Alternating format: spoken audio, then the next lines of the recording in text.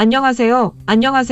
WMH 채널입니다. 이번 소식은 베트남이 우리나라에 미사일 엔진을 수입 의뢰했다는 소식입니다. 중국이 남중국해 90%에 대한 영유권을 주장하며 해변을 따라 U자 형태로 구단선을 긋고 인공섬을 건설한 뒤 군사기지화하자 베트남과 필리핀, 말레이시아, 브루나이 등이 반발하며 중국과 갈등을 빚고 있습니다. 베트남 정부는 그동안 자국 경비함을 주변에 파견해 대치 상황을 만들고 다양한 경로를 통해 중국에 수차례 항의했습니다. 그러나 중국은 자국 영해라고 맞서 충돌 우려마저 제기되고 있습니다. 이에 베트남은 중국과의 충돌을 대비해 해군력을 꾸준히 증강시키고 있습니다. 베트남은 남중국해에 배치될 중국의 산동 항공모함의 진수에 맞춰 러시아로부터 6척의 킬로 636형 잠수함을 도입해 전력화를 마쳤습니다.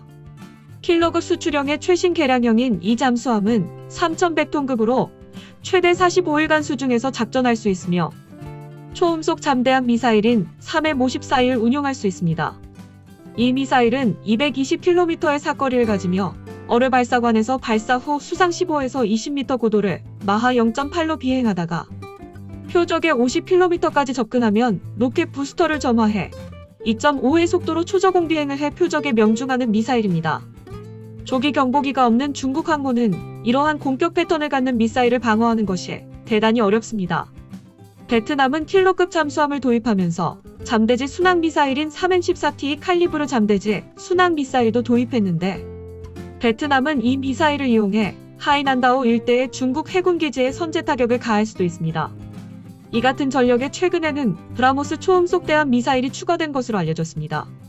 이 미사일은 러시아의 P-800 야훈트 미사일의 기술을 제공받아 인도가 개발한 초음속 대함 미사일로 사거리는 290km이며 비행 속도는 마하 3에 달해 현존하는 대공방어 체계로 요격하는 것이 대단히 까다로운 무기입니다. 베트남은 이 미사일을 도입하기 위해 2014년도부터 인도와 접촉했으나 이 미사일의 공동개발국이자 지적재산권 소유권자인 러시아 정부가 베트남에 대한 브라모스 판매를 불허해 한때 협상이 난항을 겪은 바 있습니다. 그러나 인도는 지난해 브라모스에 대한 러시아의 지적재산권 시한이 만료됨에 따라 베트남에 이 미사일을 판매한 것으로 알려졌습니다. 여기에 베트남은 중국과의 충돌을 우려해 자국에서 대한미사일 개발을 추진하고 있는 것으로 확인되었습니다. 군사 전문지 밀리터리 리뷰는 한국군 소식통을 인용해 베트남 국방부가 SSE-750K 터보제트 엔진을 수입해 대함 순항미사일 개발을 위한 협상을 진행하고 있다고 지난 2월에 보도했습니다. 보도에 따르면 베트남은 그동안 미사일 엔진 수입에 관심을 보였었지만 적합한 공급업체를 찾지 못했다고 합니다. 그러나 아직까지 베트남이 새로운 대함 순항미사일 개발을 추진하고 있는지 또는 러시아의 우란급 KH-35 기반 라이센스 버전인 KC-T15 미사일 시리즈를 만들 것인지 여부는 확실하지 않다고 밀리터리 리뷰가 전했습니다. 지금 베트남은 KC-T15 미사일을 라이센스 받아 제작 중에 있습니다. 베트남은 KC-T15 미사일의 제작 경험을 바탕으로 대한미사일 국산화를 시도할 수 있을 것으로 예상됩니다. 베트남이 러시아 미사일 엔진 수입을 왜 의뢰하지 않았는지는 확인되지 않았지만 그만큼 우리나라의 대한미사일의 성능을 신뢰한다는 반증입니다. 베트남이 수입하고 싶어하는 우리나라의 SSE-750K 터보제트 엔진은 2015년에 개발이 완료되어 SSM-750K 해룡 함대지 미사일에 탑재되기 시작했으며 2017년부터는 SSM-710K 해성 대함 미사일에 채택돼 사용되고 있는 국산 신형 엔진입니다. 무엇보다 한국은 SSE-750K 터보제트 엔진에 터보팬 구조물을 추가하는 형태로 2026년까지 한국형 터보팬 엔진을 개발해 동남아 등으로 수출을 추진할 예정인 것으로 전해졌습니다. SSM-750K 함대지 순항미사일은 SSE-760K 터보제트 엔진이 장착된 SSM-700K 해성 대함 미사일을 기반으로 합니다.